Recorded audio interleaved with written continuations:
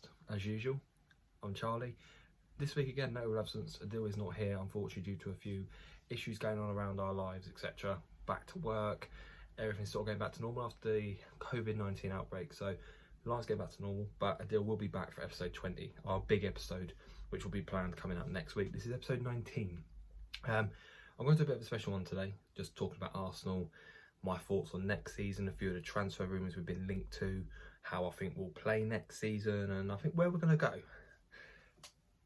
Pardon me. So we'll just start with a few of the transfer rumours I've seen. Obviously the main one a lot of people have seen is Gabriel from Lille.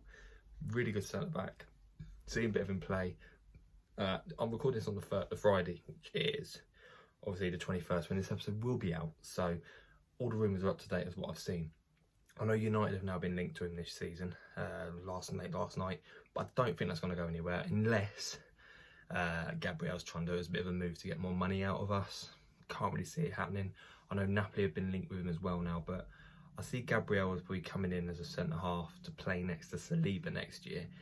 Maybe, I don't know, maybe he may go with David Luiz just for a bit of experience, but I see them two are going to become a very key two in our mid centre halves next year, with Tierney playing on the left, Bellerin at right back. Good start of a core of a defence we might get going on. I know we've been linked with Meccano of Red Bull Leipzig, which is another player, but I can't see us getting him due to the fact that I can't see us paying, I think it's 40+ million I think they want for him. Gabriel, I believe, is to be about 25 million. Bit more realistic in terms of how much we're looking to spend. Obviously, we're in the current COVID-19 situation. It's hard to spend the money. So signing someone like Gabriel, it's a left-footed, which Arteta really wants a left-footed. I know we got Pablo Mari, but we haven't seen enough of him. He's been injured, etc. He really wants that left-sided footer on the left, and obviously Saliba will play on the right. I think that balance could come in very key, and I think that's probably the first player I'm going to talk about in the transfers. The second one, we've seen a lot of rumours, is Thomas Partey of Atletico Madrid. It's been ongoing for the whole of the last few months. We've been massively linked. 50 million, I believe, is the fee meant to be. I would love to see him come in. I think he's that holding midfielder we need in the middle to hold our team together. If Arteta wants to play this model of the 4-3-3, very similar to how City play, where you'd have that holding midfielder and then two advanced, Partey would be that deeper line player, and then depends if we get Dani Ceballos back again for Madrid, he'll play a bit more advanced ahead of him. But Partey is that player I think we need, and we should go all out to get him. I don't know if we will, just because it's been going on for so long. I don't know if you guys are on Twitter as well, like seeing Fabrizio Razio, a lot of people using the source, going saying that we're very close to him all the time, but we should have had this deal done by now. And it's just going on and on and on and on, and it's just getting a bit on edge about it. And obviously now, the last few days, we've been linked with Houssam Aouar of Lyon, who I think is a very exciting player, and I know Adil loves him as well. We've been speaking about him back and forth, watching him in the Champions League. He's been outstanding. And I think that's the only worry, is his performance is going to bump his price up. I know from reading into it, we're the only club who's made an official bid for him. I think it's a 45 million plus Guendouzi. But I think Lyon now want closer to 60 million. If we do get Aouar, I think that is an unreal signing for a club like us in the current stage. In fact, I think he is up there in midfielders with the class and talent he's got. Could easily play for the likes of Bayern Munich, Barcelona, Real Madrid, Man City. He's that calibre of a player. So we can get him in and build around him. I think if we got them three there, Gabriel, Partey and Aouar, that sorts out a lot of our midfield and our defence in one go. We don't need any attacking options, I don't think, unless Lacazette goes. Then we bring in someone. I know we've been linked with Saint-Maximin.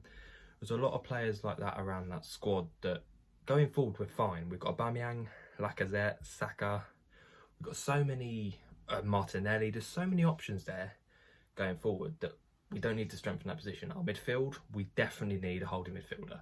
Granit Xhaka's done such a good job for us, but he's not that calibre of a player. So about a drinks break there. But yeah, I think there's a few more other debates. I was speaking with my dad yesterday, who's an Arsenal fan, and I've been raised to grow up that, about the goalkeeping situation. I think it's such an interesting dynamic with Martinez or Bird Leno. Who do you go with next season? due to the fact that Martinez, since Leno got injured, has been outstanding and good enough to easily be our number one. But before Leno got injured, he was arguably our player of the season. So how do you manage that situation? Because Martinez has come out and said he doesn't want to be a number 2 anymore. He wants to be a number 1.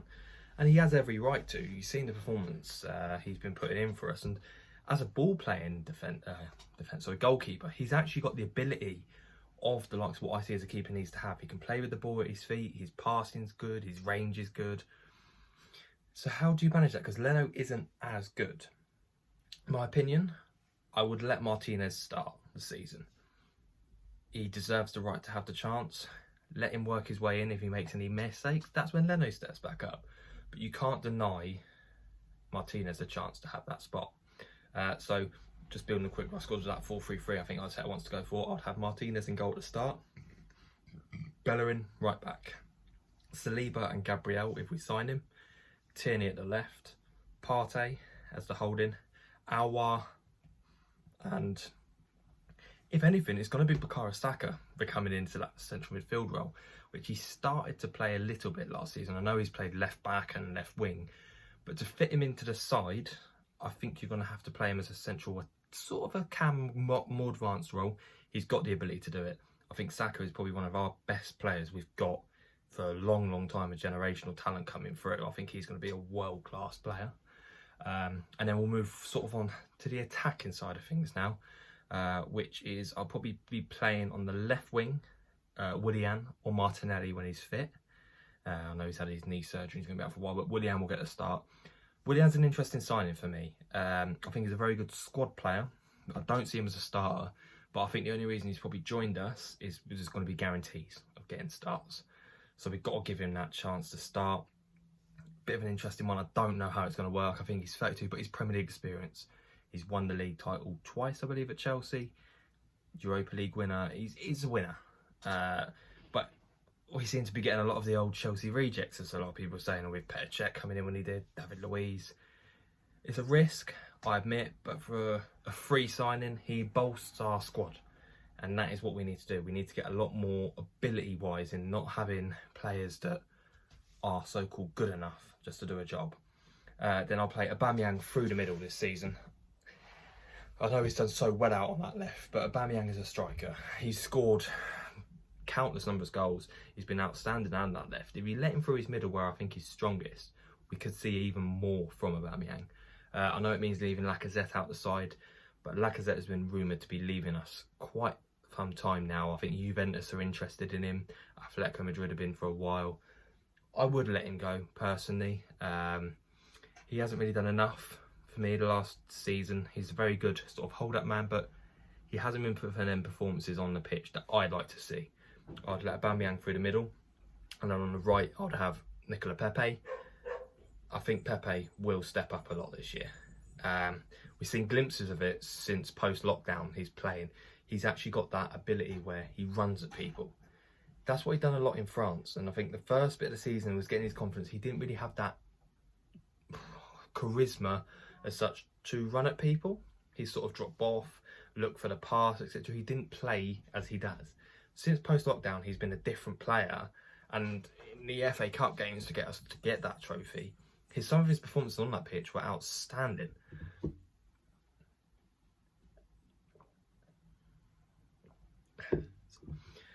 So that's all about that. Move on a little bit from the squad. We'll go talking about how I feel about the future of the club.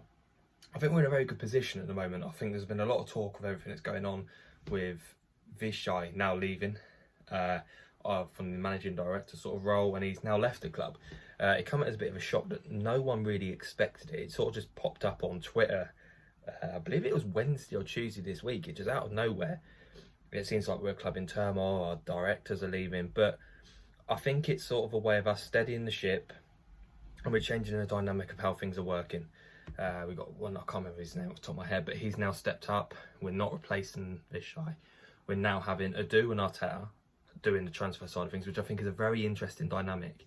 Adu's had a big impact since he's come in, and he's sort of come now as in charge of match day operations, of performance on the pitch. He's now in charge of that, and Arteta working with him to get the players he wants. And I think that sort of shows our intent of where we're going as a club.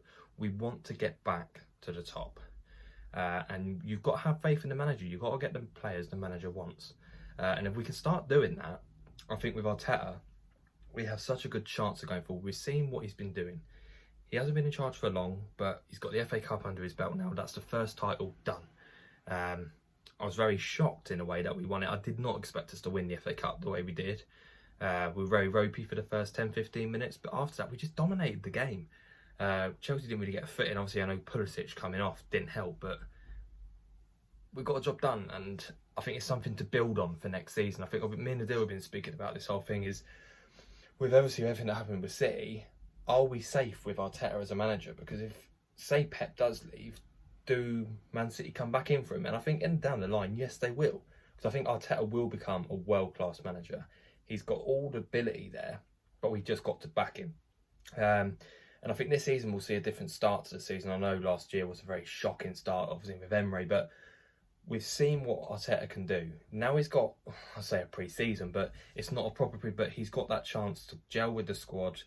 He can get the sharpness up. I think that's something we're going to see. The squad are going to be so much sharper straight away. The fitness levels are going to be up.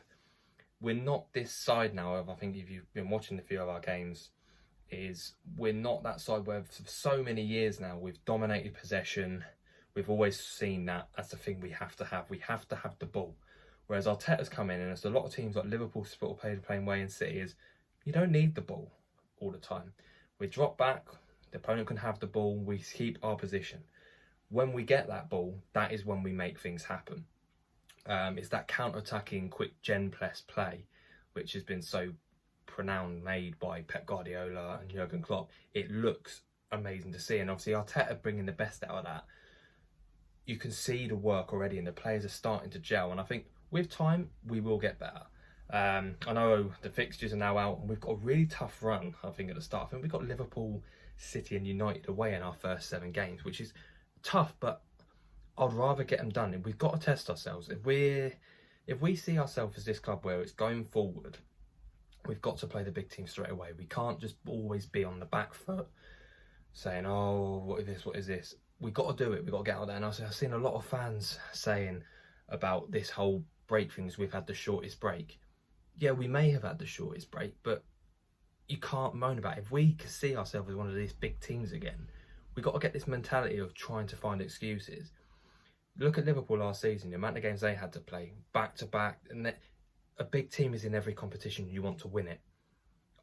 Regardless of how long you have the break, if it's a squad, we've got enough players to make it work. So I think this is what we need to get, this stigma in our head is where we can go with it.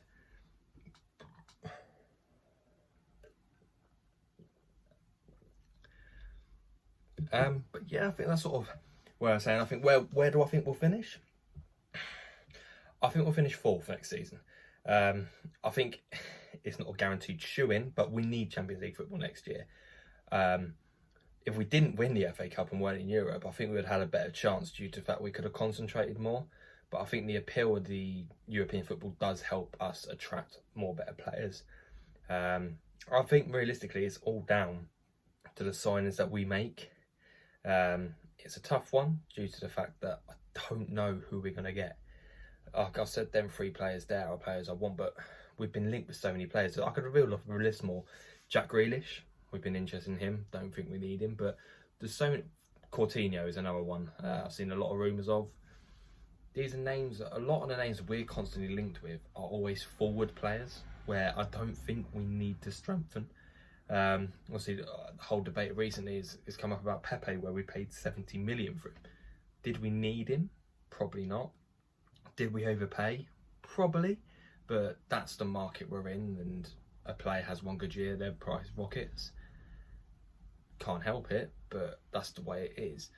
If we get things right now, and I think we're going in a different direction in a club with Kroenke, a lot said about him. I've been very vocal about Kroenke before, but I think Josh is starting to take more of a role in the club. That is the main thing, and I think we're constantly going in the right direction, which is what we want. It's an interesting one. It's harder for me to talk about it on my own, obviously being an Arsenal fan. I'm always going to be a bit more biased to the club, but I like to think I'm realistic is that I don't think we're going to be a side that can challenge next season for a lot of things. I think, in my opinion, like what we said before, there's 3 teams I think that's definitely going to be up there. Maybe 4 next year as we United, Chelsea, Liverpool and City. We've got to try and push them 4 for spots. Out of them, I think United is the one we've got a better chance against. I know they've been very strong recently, but we've got a chance. Chelsea, all depends on how their transfers do. If Werner, Ziyech, Havertz, they bring in, don't hit the ground running, then it could be an interesting problem they've got of we're allowed to catch up.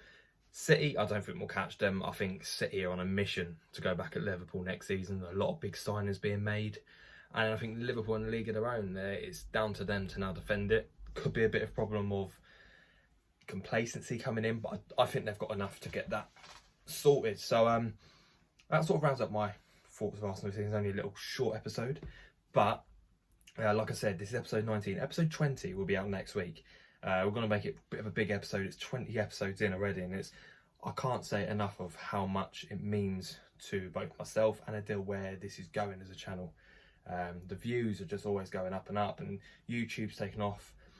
I know a lot of you guys obviously say if you're watching this on Apple Podcasts, YouTube, obviously it goes from 17 to 19. Episode 18 is on Instagram.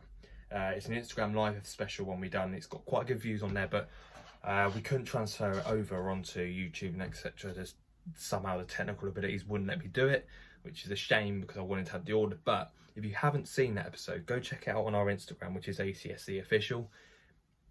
Instagram is our main place you want to keep up with us. We're nearly at 1,000 followers, so if you guys haven't checked it out, please go over and drop us a follow.